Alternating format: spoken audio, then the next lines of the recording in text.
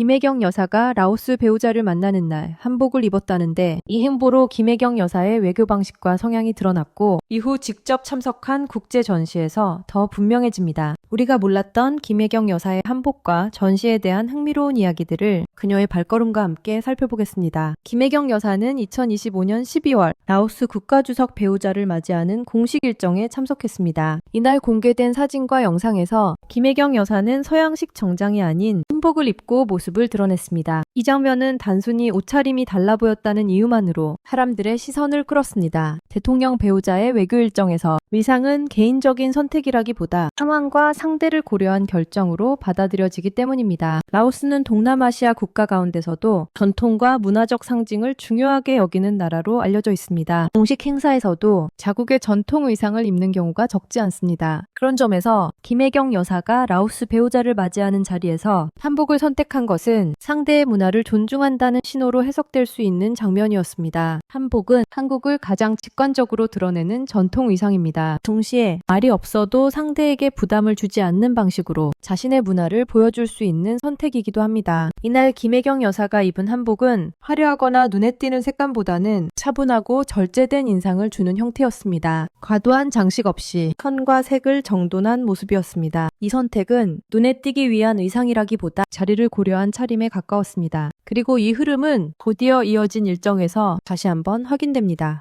김혜경 여사는 이후 국제문화 전시에 직접 참석했습니다. 이 전시는 여러 국가가 함께 참여한 국제 전시로 문화와 예술을 통해 국가 간 교류와 협력을 보여주는 자리였습니다. 김혜경 여사가 이 전시에 직접 모습을 드러낸 것 역시 형식적인 일정 소화라기보다는 현장을 살피는 성격에 가까웠습니다. 전시 공간을 둘러보고 작품 설명을 듣고 관계자들과 자연스럽게 대화를 나누는 모습이 공개된 사진과 영상에 담겼습니다. 이 장면에서 주목할 점은 라오스 배우자를 만나는 일정과 전시 참석 일정이 서로 다른 성격의 행사처럼 보이지만 하나의 흐름으로 이어진다는 점입니다. 라오스 배우자를 만나는 자리에서는 한복이라는 전통 의상을 통해 한국의 문화적 정체성을 보여주었고 전시 공간에서는 현대적인 예술과 문화 콘텐츠를 통해 현재의 한국을 보여주었습니다. 전통과 현대를 서로 다른 방식으로 나누기보다 자연스럽게 이어 보여주는 동선이었습니다. 김혜경 여사의 이 같은 행보는 설명보다 상황을 통해 전달되는 경우가 많았습니다. 길게 의미를 설명하기보다는 직접 그 자리에 서는 방식이었습니다. 이 때문에 김혜경 여사의 일정은 눈에 띄는 발언보다 행동이 먼저 기억되는 경우가 적지 않습니다. 한복을 입고 사람을 맞이하고 전시 공간을 직접 찾는 선택은 모두 같은 맥락에서 이해할 수 있습니다. 자신의 문화를 숨기지 않으면서도 상대를 불편하게 만들지 않는 방식, 그리고 말보다 현장을 중시하는 태도입니다. 이런 흐름은 김혜경 여사의 최근 여러 일정에서도 비슷하게 나타납니다. 공식적인 자리일수록 앞에 나서기보다는 현장을 함께 살피는 모습, 설명보다는 같은 공간에 머무르는 선택이 반복됩니다. 라오스